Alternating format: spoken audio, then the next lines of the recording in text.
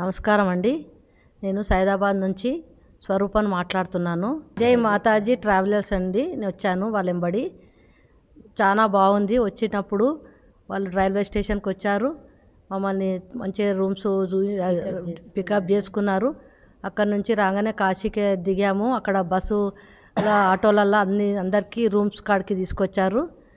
అంతా బాగుంది. అక్కడ నుంచి 9 days ఉండి ఒక్కరోజు కూడా ఖాళీగా ఉండకుండా ఒక్కొక్క రోజు ఒక్కొక్క ప్రదేశానికి తీసుకెళ్లారు.